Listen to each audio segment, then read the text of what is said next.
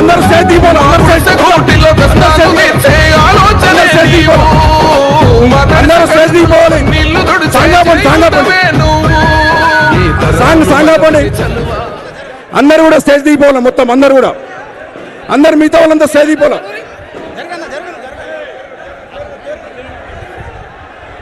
దయచేసి అందరూ బయట దిగండి దిగండి. అందరు స్టేజ్ దిగాలి. అరే ఆగరా పోయి గడపడే. అరే ఆగరా గడపడే ఆగు ఆగవు తొందరగా కనపడతావు.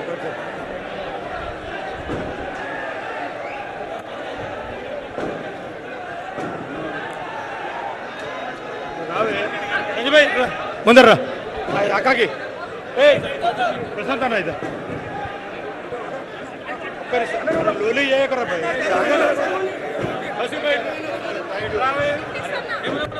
అరే రానా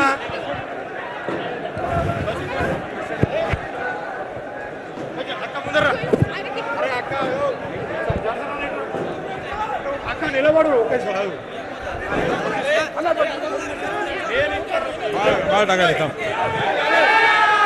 అందరు కూర్చోండి ప్లీజ్. అందరు కూర్చోండి. సీఎం అరే అన్న మీద పట్టదు రా.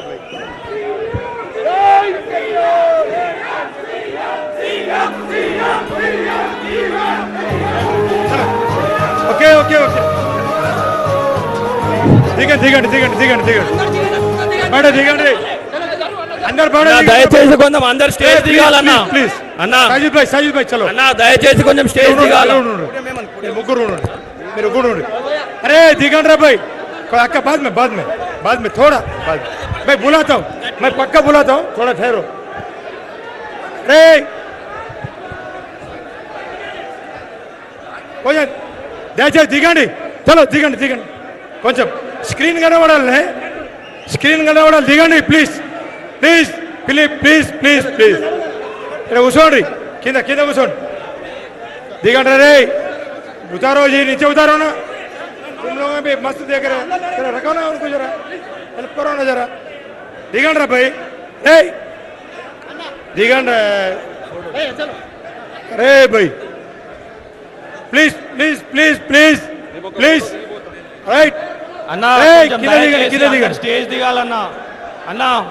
దయచేసి కొంచెం స్టేజ్ దిగాల. దిగండి రే అన్న. దయచేసి కొంచెం స్టేజ్ దిగాల. దిగండి భాయ్. దిగండి. మీరు ఏం చేస్తున్నారా మీరు అందరూ? దిగండి కొంచెం. అరే ప్లీజ్ కూర్చోమని చలో. అరే బాబు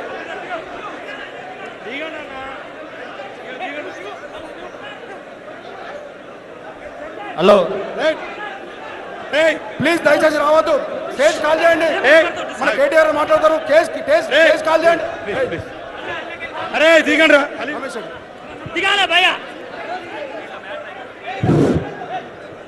అందరు దిగండి ప్లీజ్.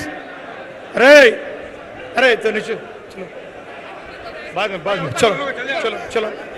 నువ్వు మీరు కూడా రండి. తర్వాత దిగుదాం. దిగండి. మళ్ళీ పిలుస్తారా? ప్లీజ్ మీరు సహకరించాలి దయచేసి. బాగుండదు. చలో దిగండి. అరే దిగండి రా బాయ్. మీ దండం పెడతా. దిగండి ప్లీజ్ మీరు దిగండి. సార్ చలో ఇమ్రాన్ చలో. స్క్రీన్ కనబడాలి రా బాయ్. మీ మనుషులు గారు చలో దిగండి. నూకేయండి అందరు నూకేయండి. ఏం కాదు అందరు నూకేయండి. దిగండి రా బాయ్. దిగండి.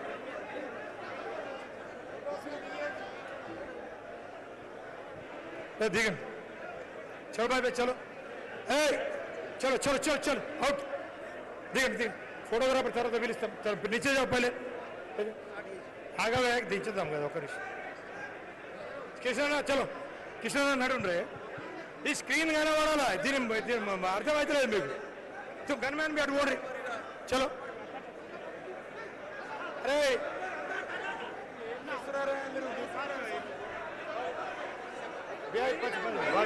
మళ్ళీ పిలుస్తామమ్మా. మళ్ళీ పిలుస్తాం దయచేసి నడండి ప్లీజ్. అరే గాలి రావాలపై మీరు అర్థం చేసుకుంటారు. ఏం చేస్తున్నారా?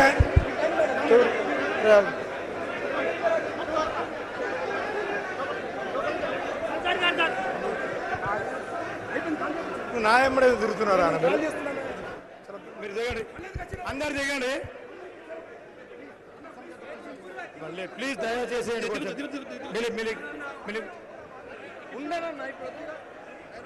साजिद भाई तुम जाओ जी थोड़ा बुलाते అన్న రామన్న సార్ మీరు కూడా పీచే మీరు మేలోకి చెప్పు కొంచెం మైక్ ఇస్తే ఆగవే ఎవరికి ఇవ్వాలా మైక్ దయచేసి జై తెలంగాణ, జై తెలంగాణ, జై కేసీఆర్, జై కేటీఆర్, జై తెలంగాణ. ధన్యవాదం. ఇప్పుడు అన్నం తిన్నారా లేదా? అంటే మీరు కరెక్ట్ నిజమైన కార్యకర్తలు రాబాయి. తినోళ్ళు నిజమైన కార్యకర్తలు. మీరు దయచేసి అందరూ బయటికి వెళ్ళాలి. ఇప్పుడు నేను కింద దిగుమంటే బాగుండదు, మర్యాద ఉండదు. కొంచెం ఒక 2 నిమిషాలు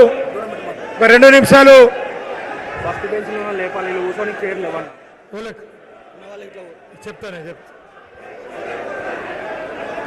మీరు అందరూ ఇలా సార్ కొంచెం హాయ్.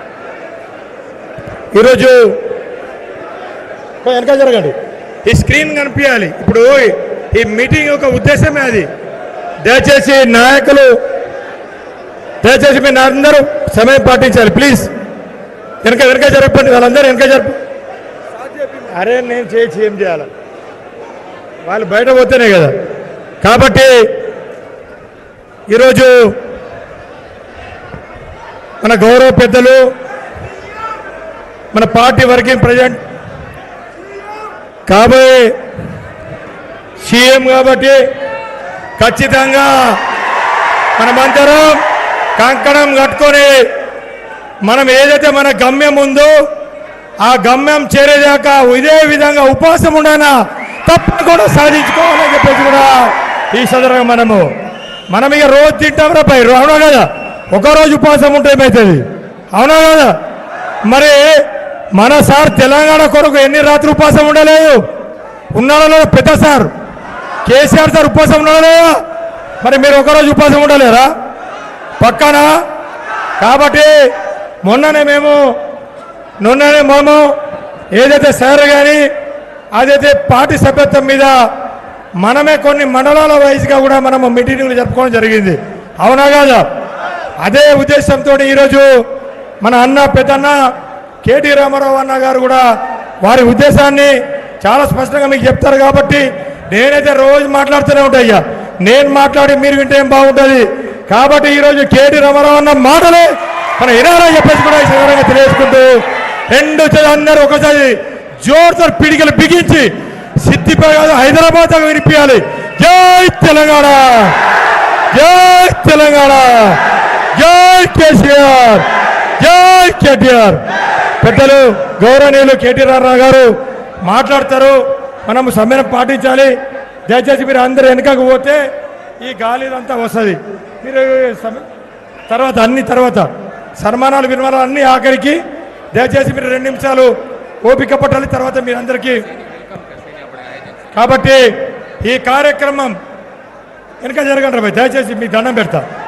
కాబట్టి ఈ కార్యక్రమాన్ని కూడా అన్నతో పాటు వచ్చేసినటువంటి గౌరవ పెద్దలు మాజీ మంత్రివర్యులు వేముల ప్రశాంత్ రెడ్డి అన్న గారికి ప్రత్యేకంగా సప్పట్లతో, అదేవిధంగా గౌరవ పెద్దలు మాజీ మంత్రివర్యులు మన జిల్లా అధ్యక్షులు మన జోగురమణకు సప్పట్లతో స్వాగతం పలకాలని, అదేవిధంగా డాక్టర్ సంజయ్ అన్న కొర్ట్ల ఎమ్మెల్యే గారికి కూడా ప్రత్యేకంగా సప్పట్లతో స్వాగతం, అదేవిధంగా మా అక్క కోలక్ష్మ గారికి కూడా సప్పట్లతో స్వాగతం, అదేవిధంగా కౌశిక్ రెడ్డి అన్న గారికి కూడా ప్రత్యేకంగా స్వాగతం పలకాలని చెప్పేసి కూడా చేస్తూ, వారితో పాటు మన సోదరుడు మన అన్న ఖానాపూర్ నియోజకవర్గ ఇన్ఛార్జి జాన్సన్ అన్న గారు జోరుతోని స్వాగతం పలకాలని కూడా ఈ సందర్భంగా నేను తెలియజేసుకుంటూ ఈ కార్యక్రమంలో చాలామంది మన మాజీ ఎమ్మెల్యే మన జీవన్ రెడ్డి అన్న గారు కూడా ఉన్నారు. వారికి కూడా ప్రత్యేకంగా సపోర్ట్లతో అదేవిధంగా మన జిల్లా నుంచి వచ్చినటువంటి మన పిఆర్ఎస్ పార్టీ నాయకులందరికీ అదే ముఖ్యంగా మన బోత్ నియోజకవర్గం నుంచి నలుమూల నుంచి వచ్చినటువంటి మన యొక్క బీఆర్ఎస్ పార్టీ మండల మాజీ కన్వీనర్లు, పార్టీ ప్రెసిడెంట్లు, జడ్పీటీసీలు, సర్పంచ్లు, మాజీ సర్పంచ్లందరికీ కూడా పేరున పార్టీ కార్యకర్త మన కుటుంబ సభ్యులందరికీ కూడా నా యొక్క పేరున నమస్కారాలు తెలియజేసుకుంటూ ముగిస్తున్నాను. జై తెలంగాణ. ఇప్పుడు పెద్దలు కేటీఆర్ అన్న గారు మాట్లాడతారు, ఎందుకంటే మీకు కూడా ఆకలి అవుతుంది కాబట్టి ఇప్పుడు అన్నకే ఇచ్చేస్తాయి. అన్న మాట్లాడతారు, తర్వాత ఇక మన కార్యక్రమం మనం చేసుకుందాం. ఓకేనా? జై తెలంగాణ.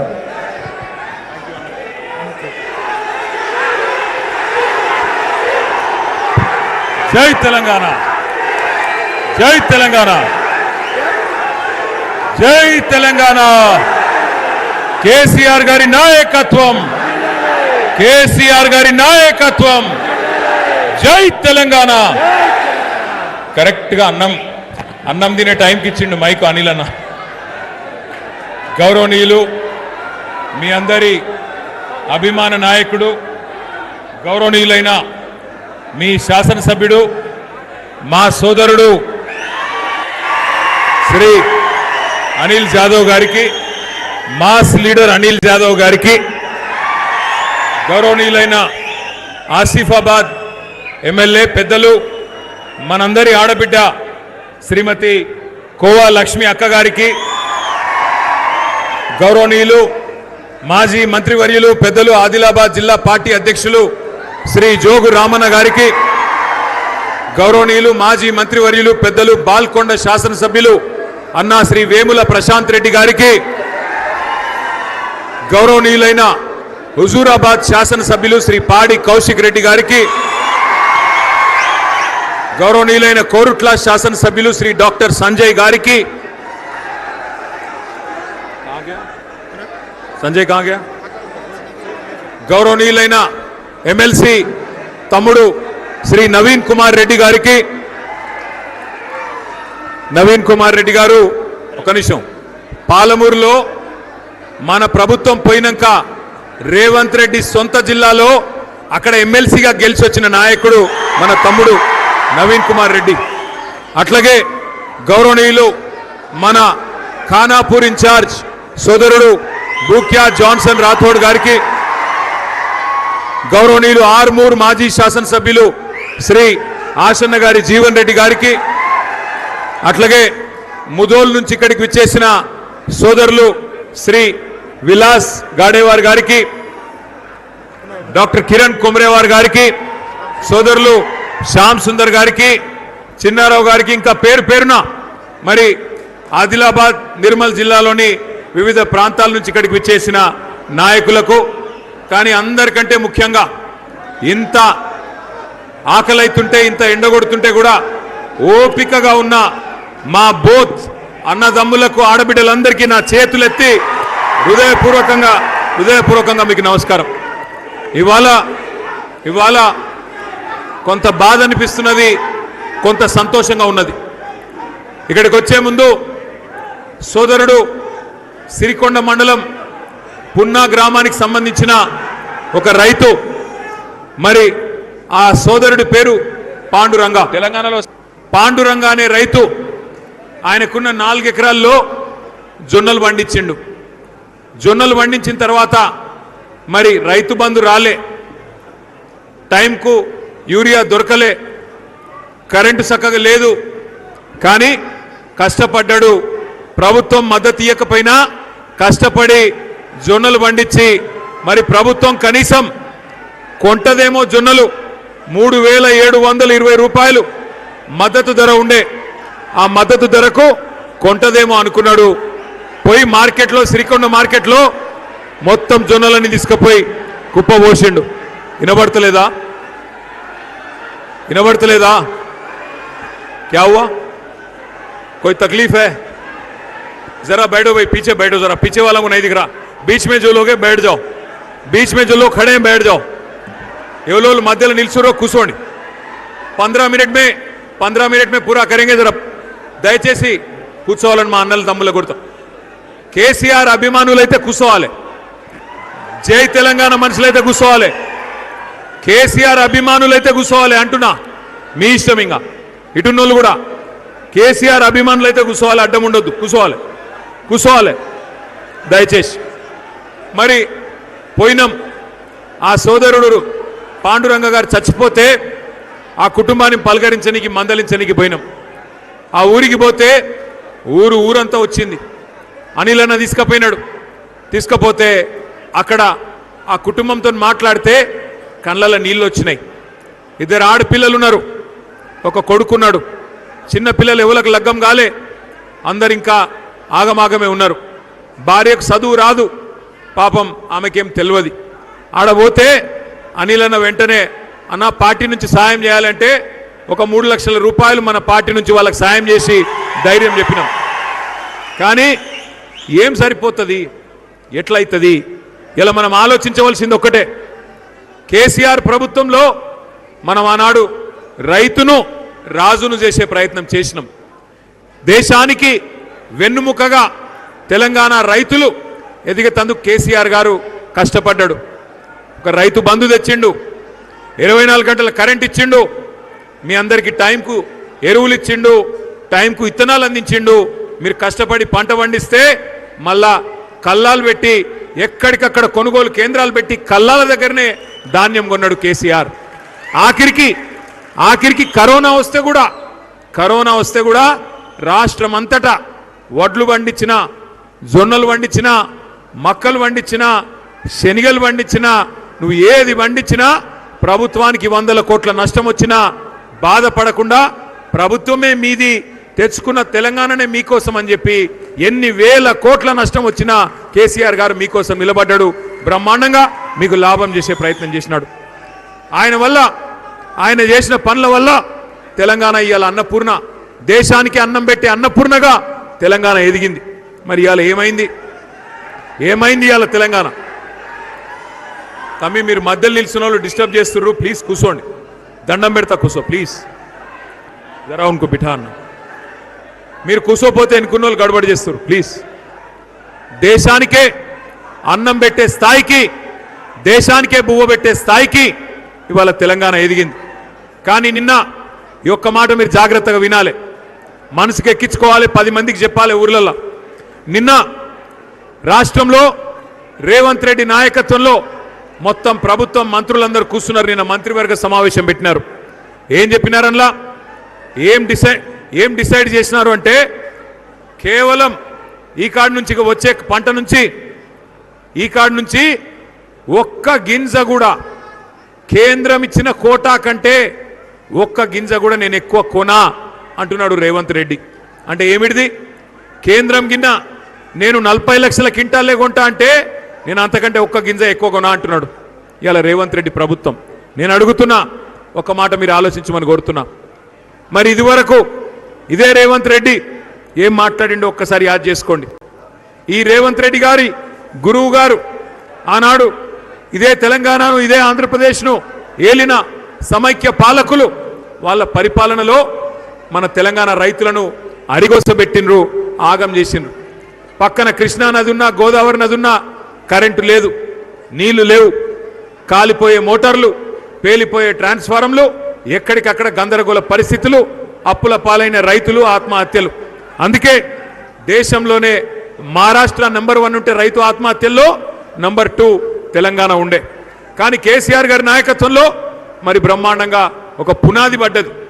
మంచి పునాది వేసుకున్నాం 70 లక్షల రైతులకు 73,000 కోట్లు ఇచ్చిన నాయకుడు ఒకే ఒక్కడు మన నాయకుడు కేసీఆర్ గర్వంగా చెప్పుకోవచ్చు రైతు బంధు ప్రపంచంలో ఎక్కడ లేదు అసొంటి పథకం పెట్టిండు 2 సార్లు రుణమాఫీ చేసిండు 2 సార్లు లక్ష చేస్తే 29,000 కోట్లు దానికి ఖర్చు అయిందంటే 10 ఏళ్లలో 1,00,000 కోట్లు రైతుల ఖాతాల్లో వేసిన నాయకుడు మన నాయకుడు కేసీఆర్ గారు మిషన్ కాకతీయ పేరు మీద చెరువులలో పూడిక తీసుకున్నాం కాళేశ్వరం లాంటి ప్రాజెక్టులు కట్టుకున్నాం అందుకే ఏమైంది తెలంగాణ వచ్చినాడు 1,30,00,000 ఎకరాల్లో సాగు ఉంటే కేసీఆర్ దిగిపోయినాడు 2,30,00,000 ఎకరాలంటే 1,00,00,000 ఎకరాలు అదనంగా సాగులోకి వచ్చింది. భూమి బంగారం అయ్యింది. రైతు సంబరంగా ఉండే పరిస్థితి వచ్చింది. కానీ ఇవాళ ఏమి జరుగుతూ ఉంది మీరు ఆలోచన చేయండి. కాంగ్రెస్ వచ్చింది, సరే బోత్లో మీరు తెలివైన వాళ్ళు, మీరు అనుకున్నారు బోత్ నియోజకవర్గం వాళ్ళు ఆశావాద వాళ్ళు ఏమనుకున్నారు, కాంగ్రెస్ వాళ్ళు ఎన్ని అడ్డమైన మాటలు చెప్పినా, బీజేపీ వాళ్ళు ఎన్ని దొంగ మాటలు చెప్పినా నమ్మేది లేదు, మాకు కేసీఆరే కావాలి, అనిల్ జాదవే కావాలని మీరు గెలిపించిండ్రు. కానీ ఆదిలాబాద్ వాళ్ళు ఆదమర్చిండ్రు, పక్కకు ఖానాపూర్ వాళ్ళు మరి వాళ్ళు కూడా కలువళ్ళు అయిపోయారు. అందుకే అక్కడ కాంగ్రెస్ ఇక్కడ కాంగ్రెస్, దేశమంతా వదిలించుకున్న దరిద్రం కాంగ్రెస్, దాన్ని తెచ్చి మనం నెత్తిన పెట్టుకున్న పాపానికి ఏం జరిగింది ఆలోచన చేయండి. రాహుల్ గాంధీ పెద్ద మనిషి కాంగ్రెస్ పార్టీలా, ఆయన వచ్చిండు ఢిల్లీకి వెళ్ళి, వచ్చి ఏం చెప్పిండు, రైతులకు అన్ని పంటలకు నేను బోనస్ ఇస్తా, నువ్వు దొడ్డు వడ్లు వండించినా, సన్నవడ్లు వండించినా, పత్తి వండించినా, జొన్నలు వండించినా, మక్కలు వండించినా, మిర్చి వండించినా, సోయా వండించినా కింటాల్కు 500 బోనస్ నేను ఇస్తా అని చెప్పిండు. దొడ్డు వడ్లకు కూడా బోనస్ అన్నాడు.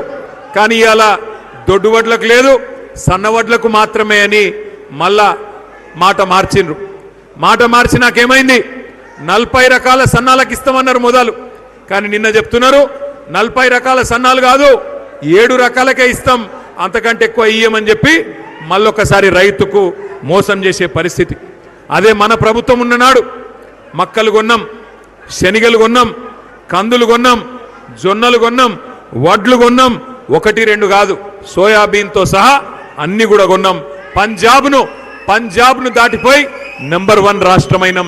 మరి వ్యవసాయం దండుగా అన్నోళ్లను పండుగ చేసి చూపెట్టినాం.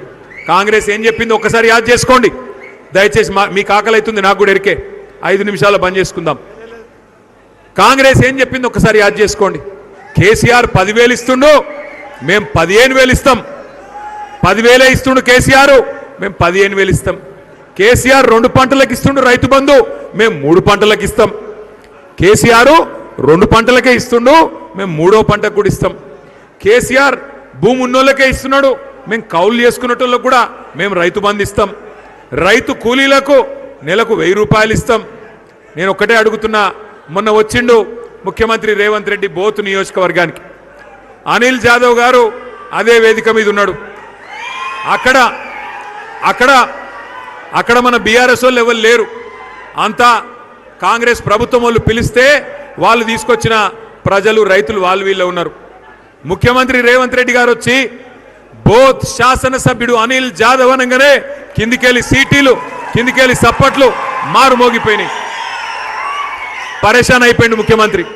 ఒరేమో నాకు సప్పట్లు కొడతలేరు, అనిల్ జాదవ్కు బాగా కొడుతున్నారు, ఇదెక్కడి కథ అని ముఖ్యమంత్రి పరేషాన్ అయ్యిండు. పరేషాన్ అయిపోయి ఇక పంచి డైలాగులు కొట్టుడు మొదలుపెట్టిండు. పంచి డైలాగులు ఏం కొట్టిండు? పంచి డైలాగులు ఏమి అంటే ఏమంటాడు రేవంత్ రెడ్డి, ఎలక్షన్లకు మునుపు మీరు కూర్చోనరా నాయన, ఇంకా కనబడతలేరన్న, కూర్చోనరా భయ్ దండం పెడతా. ఎలక్షన్లకు మునుపు ఇదే రేవంత్ రెడ్డి ఏం చెప్పిండు, అన్ని పనులు చేస్తా, 100 రోజులలోనే చేస్తా, పిల్లగాళ్ళకు స్కూటీలు ఇస్తా, 5 లక్షల విద్యా భరోసా కార్డు ఇస్తా, రైతులకు 15,000 ఇస్తా, ముసలోళ్లకు 4,000 పెన్షన్లు ఇస్తా, అత్తకు 4,000, కోడలకు 2,500 ఇస్తా, అన్నీ 100 రోజుల్లోనే చేస్తా అని డైలాగులు కొట్టిండు. అయితే మొన్న అనిల్ జాదవ్ గారు మరి వివిధ సభల్లో అడుగుతున్నాడు, ఏమాయ ముఖ్యమంత్రి గారు 6 గ్యారంటీలు అంటివి, 420 హామీలు ఇస్తేవి, 3 నెలలు అంటే 100 రోజులనే చేస్తా అంటివి, ఏమైందయ్యా అని అడిగితే బోత్లో రేవంత్ రెడ్డి గారు చెప్తున్నాడు, సోయి కూడా లేదు ముఖ్యమంత్రి అని. ఏమంటున్నాడు, 100 రోజుల్లోనే ఎంత కండలు తిరిగిన పైల్వాన్ అయినా 100 రోజుల్లోనే పిల్లలు పుట్టిస్తాడా? ఒక ముఖ్యమంత్రి నోట్లకెళ్ళి వచ్చే మాట నేను, ఇది మనకు తెలియదా? పిల్లలు 3 నెలలకు పుట్టారని మనకు తెలియదా? ముఖ్యమంత్రి మాట్లాడుతుండు, 3 నెలలనే పిల్లలు పుడతారా? కండలు తిరిగిన పైల్వాన్ ఉంటే కూడా అని మాట్లాడుతుండు. నేను అడుగుతున్నా రేవంత్ రెడ్డి, 3 నెలల పిల్లలు పుట్టారు మాకు కూడా ఎరికే, కానీ 3 నెలలు కాదు మరి 30 నెలల పుట్టకపోతే నిన్నేమనాలరా? ఏమనాలే 30 నెలలు అయిపోయింది కదా, సగం టైం అయిపోయింది కదా. ఇవాళ రేపు మా పిల్లలు మా బోతులో హుషారున్నారు పిల్లలు. ట్రైలర్ చూడంగానే చెప్తారు సినిమా హిట్టా ఫట్టా. ట్రైలర్ చూసి చెప్తారు సినిమా హిట్టా ఫట్టా. అన్నం ఉడికిందా లేదా తెలుసుకునేందుకు ఒక చిన్న మెతుకు చాలు మా వాళ్ళకు హుషారు. మరి నీదేమో సినిమా ఇంటర్వెల్ దాకా అయ్యేపాయ, ఒడిచిపోయింది సినిమా. 50% అయిపోయింది. అందరికి అర్థమైపోయింది కాంగ్రెస్ కేల్ ఖతం, దుకాణం బంద్. అందరికి అర్థమైపోయింది. ఎప్పుడు ఎలక్షన్ వస్తుందా, ఎప్పుడు క్యాలెండర్ మారుతుందా, ఎప్పుడు మళ్ళీ కేసీఆర్ వస్తాడా, ఇది తెలంగాణలోని ప్రతి బిడ్డ ఇవాళ ఆలోచన చేస్తూ ఉన్నది. మీరు ఒక్కటే యాద్ చేసుకోండి, ఇక్కడికి వచ్చిన మా అన్నలు తమ్ముళ్ళు ఒక్కటి గుర్తు తెచ్చుకోండి. కేసీఆర్ ఉన్నప్పుడు ఇటువంటి యూరియా సమస్య ఉండేనా? ఒక్క ఫోన్ చేస్తే మన ఆటో అన్నకో ఆటో తమ్మునికో కళ్ళం కాడికొచ్చి పొలం కాడికొచ్చి బంగారం వలే యూరియా బస్తాలు వేసిపోతున్నాయి. కరెక్టా నేను చెప్పేది కాదా? ఒక్క ఫోన్ ఆటోని ఫోన్ చేస్తే అసొంటిది ఇవాళ ఏంది పరిస్థితి? అదేదో యాప్ తెచ్చిండ్రు. యాప్ ఏం యాప్? అసలు షాపులో ఉంటే కదా యాప్లో ఉండేది. షాపులోనే లేకపోయా యూరియా, యాప్లో ఆడికెళ్ళి వస్తుంది. అది సమస్య. వీళ్ళకి తెలివి లేదు. ఆఖరికి రైతులకు సంచులు సప్లై చేసే తెలివి కూడా లేదు. బార్దానిచ్చే తెలివి లేదు. ఉన్నదా? సుతిలు లేదు, బార్దాన్ లేదు, సంచులు కూడా లేవు. అయితే మొన్న అనిల్ అన్న ఏం చేసిండంటే, అవి ఏమో సంచులు ఎందుకు దొరుకుతలేవు రాబాయ్ అని చెప్పి ఎంక్వైరీ చేసిండు. సంచులన్నీ ఆడిపోతున్నాయంటే ఎరికేనా? ఏడిపోతున్నాయి? ఢిల్లీకి పోతున్నాయి. నిండా పైసలు నింపి దోసుకున్న సొమ్మంతా ఢిల్లీకి పోతున్నాయి పైసలు. రైతులకు ఇయనికి పైసలు లేవు. రైతు బంధు 3 సార్లు ఎగ్గొట్టిండు ఇప్పటికి సిగ్గులేని రేవంత్ రెడ్డి. ఒకసారి కాదు, 2 సార్లు కాదు, 3 సార్లు ఎగ్గొట్టిండు. ఏం చెప్పిండు ఎలక్షన్లకు ముందు ఏం చెప్పిండు? అప్పుడు కేసీఆర్ సార్ అన్నాడు, ఈ కాంగ్రెస్ వాళ్ళు అధికారంలోకి వస్తే రైతు బంధుకు రామ్ అయిపోతుంది, రైతు బంధు ఉండదు, యాది పెట్టుకోండి, మోసపోతే గోసపడతారు అని చెప్పిండు. అప్పుడు రేవంత్ రెడ్డి ఏమన్నాడు ఎరికేనా? రేవంత్ రెడ్డి ఏమన్నాడు? కేసీఆర్ అంటున్నాడు మేము అధికారంలోకి వస్తే రైతు బంధు బంద్ అవుతుంది అంటున్నాడు, మేమేమన్నా దివానగాళ్ళమా, మాకేమన్నా దిమాగ్ లేదా, మేమేమన్నా పిచ్చోళ్ళమా అని మాట్లాడిండు. ఇవాళ నేను అడుగుతున్నా రేవంత్ రెడ్డి, 3 సార్లు రైతు బంధు ఎగ్గొట్టిన ఏమనాలే? హౌలా అనాలనా, దివానా అనాలనా, దిమాగ్ లేనోడనాలనా, ఏమనాలి చెప్పు? ఏం చేస్తావు? ఎక్కువ పెడతావు, ఇంకో కేసు పెడతావు, పెట్టు. అంతే కదా పెట్టేది. కేసులు పెట్టుడు తప్ప ఆయనకి ఏమైనా ఎరికేనా? ఏమైనా వచ్చా? కేసులు పెట్టుడు, బూతులు మాట్లాడు తప్ప 2.5 ఏళ్ళు పీకింది ఏమైనా ఉందా? ఏమీ లేదు. గట్టిగా అడిగినావు అనుకో, ఏమైనా రేవంత్ రెడ్డి మా ఆడపిల్లలకు 2500 ఇస్తాను కదా, ఏమాయంటే నీ లాగుల తొండలిడిచి పెడతా. ఏమైనా రేవంత్ రెడ్డి రైతు బంధు ఎప్పుడేస్తావంటే నీ గుట్లు వీకి గోటీలు ఆడతా. ఏమైనా మరి మా పిల్లగాళ్ళు ఎదురు చూస్తాను 2 లక్షల ఉద్యోగాలు ఎప్పుడు ఇస్తావా అంటే నీ పేగులు తీసుకొని మెడలేసుకుంటా. పేగులు మెడలేసుకునేది నాకు అర్థం కాదు. నువ్వేమైనా బోటి కొట్టేటోనువా? బోటి కొట్టేటోడు అయితే పేగులో మెడలేసుకుంటాడు. నువ్వు ఏమిటిది? ముఖ్యమంత్రివి. ముఖ్యమంత్రి తిరిగి మాట్లాడాలి. సిగ్గులేని మాటలు. ఒకటి యాద్ చేసుకోండి, ఇవాళ రేవంత్ రెడ్డి తీసుకున్న నిర్ణయం మొత్తం రైతాంగానికి ఒక శాపం. ఇక్కడి నుంచి కొనడట, ఆయన గింజలు కొనడట, వడ్లు కొనడట, మీరు వండించే జొన్నలు కొనడట, శనిగలు కొనడట. మోడీ ఎంత కొనమంటే గంతే కొంటాడట, మీదికెళ్ళి కొనడట. అంటే నువ్వు ఎకరానికి 40 క్వింటాలు వడ్లు వండించినా ఒకవేళ మోడీ గారు రేపటి రోజున కోటా 10 క్వింటాలే అంటే 10 కొంటాడట, మిగతా 30 నువ్వు బయట అమ్ముకోవాలి. ఇవాళ నిన్న తీసుకున్న నిర్ణయం అది. మరి ఊకుందామా మరలబడదామా? నేను ఇప్పుడు పున్న గ్రామంలో కూడా చెప్పినా, మీకు కూడా చెప్తున్నా, రైతులను చూస్తున్నా నేను కొనుగోలు కేంద్రాలలో కాళ్ళు పట్టుకుంటూ పోయి ఆఫీసర్లు, అయ్యా కొనండి అయ్యా అని. కాళ్ళు పట్టుకున్నాడు కాదు, కాలర్ పట్టుకోండి. కాంగ్రెస్ వల్ల గల్లా పట్టుకుని అడగండి, ఎక్కడ పోయింది నువ్వు చెప్పిన బోనస్, ఎక్కడ పోయింది అని అడగండి. నువ్వు చెప్పిన కొనుగోలు కేంద్రాలు ఎక్కడ పోయినాయి అని అడగండి. నీ వల్ల, నీ ప్రభుత్వ అసమర్థత వల్ల రైతులు ఆత్మహత్య చేసుకునే పరిస్థితి ఎందుకు వచ్చిందని అడగండి. వదిలిపెట్టం రేవంత్ రెడ్డిని. నువ్వే కదా 15 రోజుల కింద చెప్పినావు చివరి గింజ దాకా కొంటా అన్నావు. ఇవాళ ఏమైంది మరి? చివరి గింజ దాకా కొంటా, మోడీ మెడలు వంచుతా, నేను మోడీని ఇది చేస్తా అది చేస్తా అని తొడలు కొడుతీవి.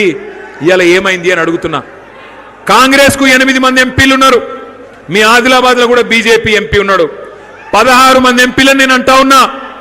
కాంగ్రెస్ ప్రభుత్వానికి రాష్ట్రంలో ఎంత బాధ్యత ఉందో 16 మంది ఎంపీలు మీకు కూడా అంతే బాధ్యత ఉంది. కేసీఆర్ ప్రభుత్వం ఉన్నప్పుడు కూడా మోడీ ప్రభుత్వం మేము కొనము వడ్లు కొనమంటే మొత్తం క్యాబినెట్ మేము ఢిల్లీ పోయినాం. కేసీఆర్ సార్తో సహా మంత్రులు, ఎమ్మెల్యేలు, ఎమ్మెల్సీలు, ఎంపీలు అందరం ఢిల్లీ పోయి ధర్నా చేసి ప్రభుత్వం మెడలు వంచి కొనేటట్టు చేసి వచ్చిన నాయకుడు మగాడు మనగాడు మన నాయకుడు కేసీఆర్. ఇవాళ ఉన్న ఎంపీలు 8 మంది కాంగ్రెస్ వాళ్ళు, 8 మంది బీజేపీ వాళ్ళు. మీకు కూడా జిమ్మేదారు ఉన్నది. రేవంత్ రెడ్డి తప్పించుకుంటా అంటే ఆయనని ఇడిచిపెట్టాం, ఎంపీలను కూడా ఇడిచిపెట్టాం. మీరు గెలిపించింది ఆదిలాబాద్ ప్రజలు.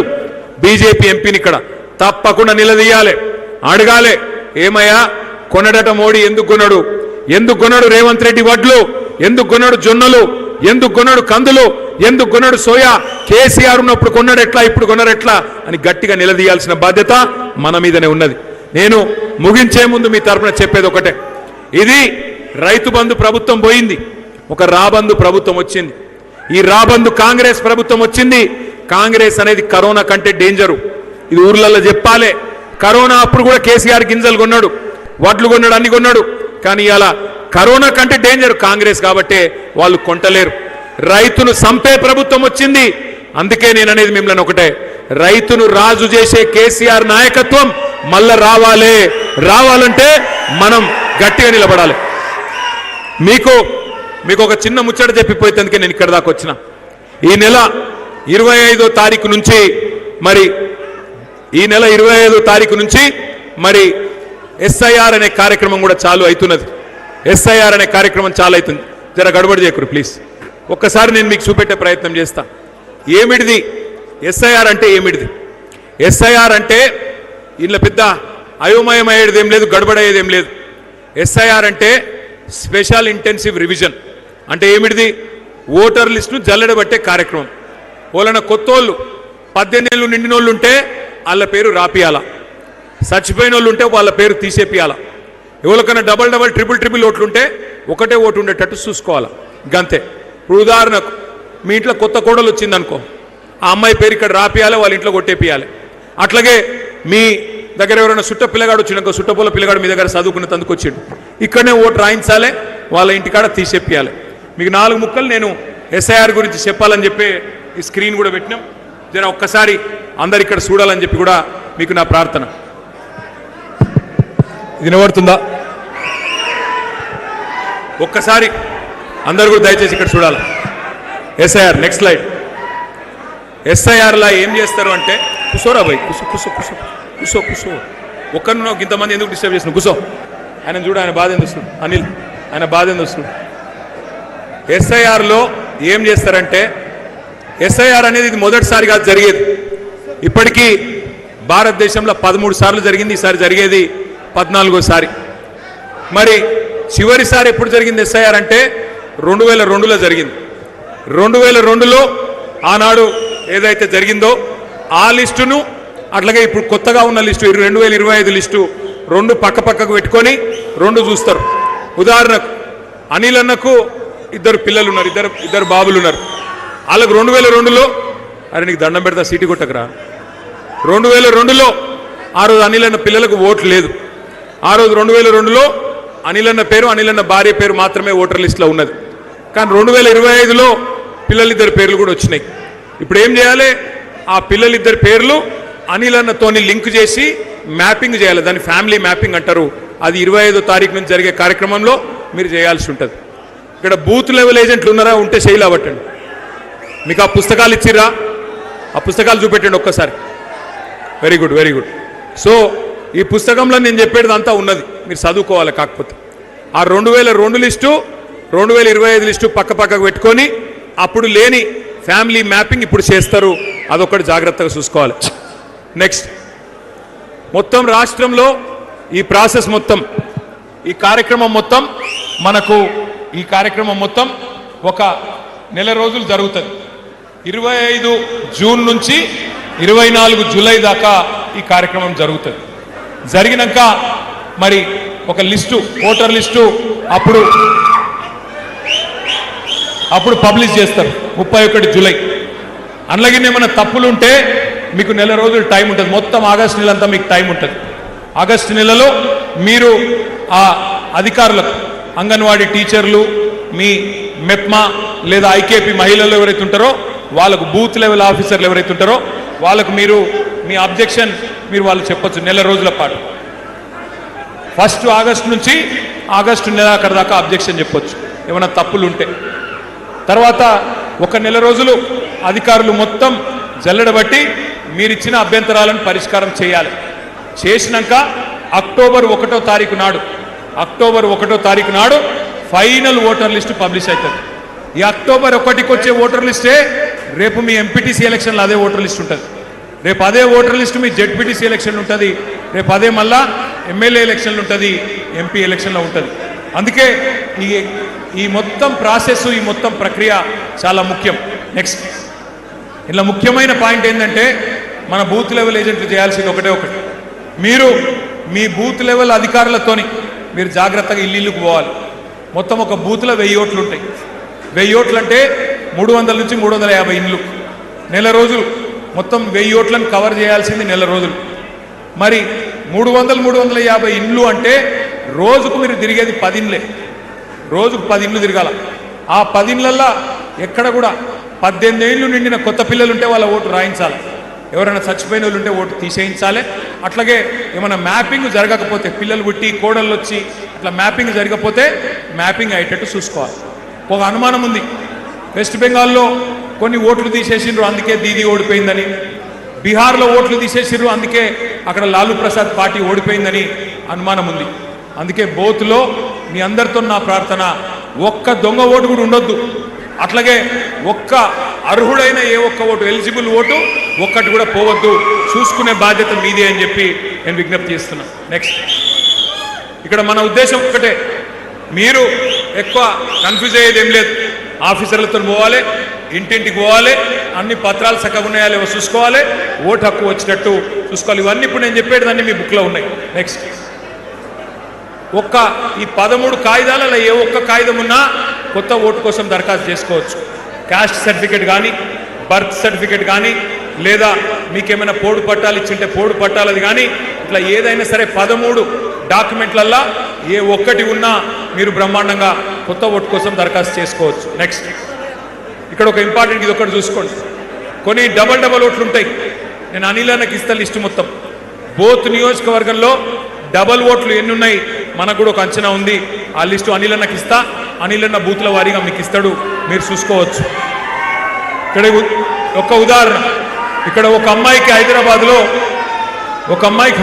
5 ఓట్లు ఉన్నాయి. అట్లాగే రేపు ఏమైనా డబల్ ఓట్లు ఉంటే వాటిని తీసేయించే ప్రయత్నం చేయాలి. నెక్స్ట్ మీకు ఒక బుక్ ఇచ్చిన చేతిలో, ఆ బుక్లో అన్ని వివరాలు ఉన్నాయి.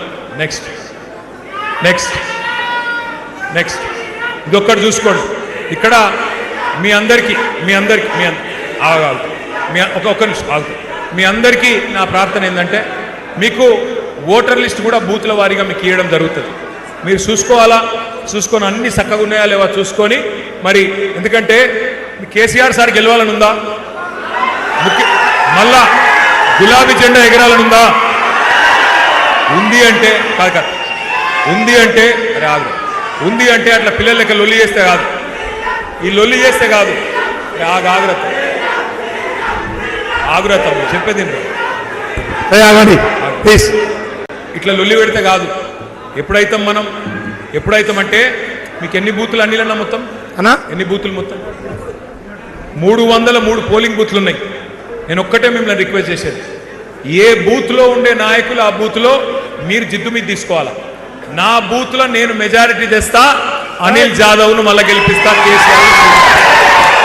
కానీ మెజారిటీ రావాలి అంటే, మెజారిటీ నీ బూత్లో రావాలంటే దొంగ ఓట్లు ఉండొద్దు, మన వాళ్ళ ఓట్లు పోవద్దు. అట్లాగే కొత్త ఓట్లు ఏమైనా రాయించేది ఉంటే రాయించాలి. ఇప్పుడే జాగ్రత్తగా చూసుకోవాలి. ఇంగ్లీష్లో ఒక మంచి సామెత ఉంది, తెలుగులో నేను మీకు చెప్తాను. అందులో ఏమంటారంటే, యుద్ధం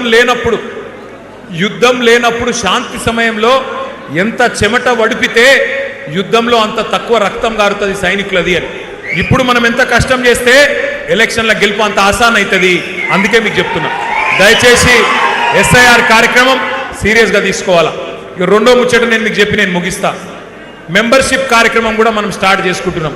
మరి మీ బోత్లో ఉన్న జోష్ చూస్తుంటే మరి మీరు స్టేట్లోనే నెంబర్ 1 ఉంటారేమో నాకైతే డౌట్ కొడుతుంది.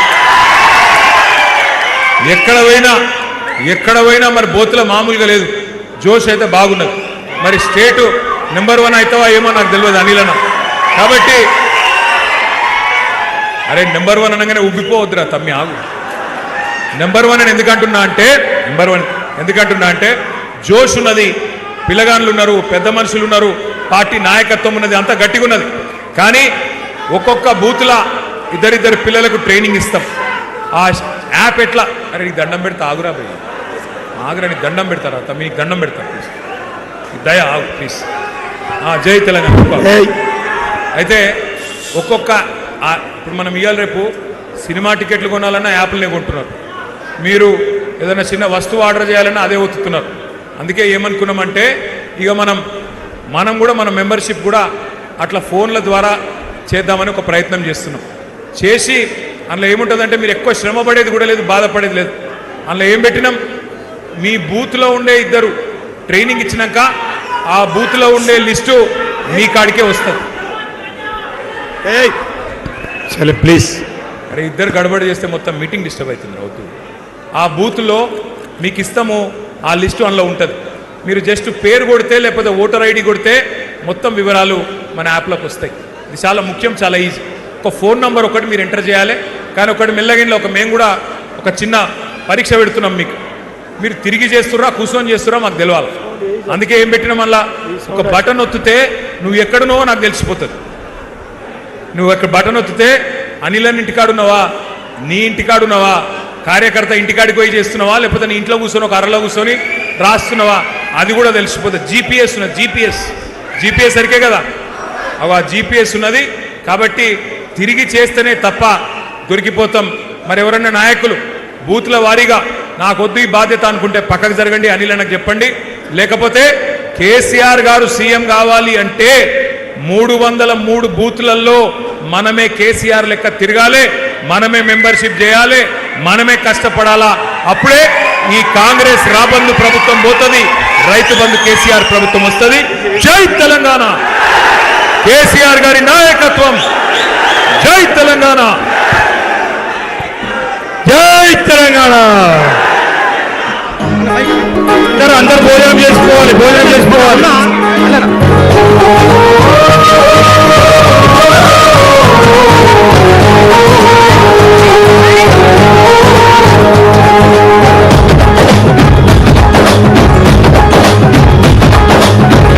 కాబట్టి తినే టైంకి ఇచ్చిండు మైకు అనిల్ అన్న.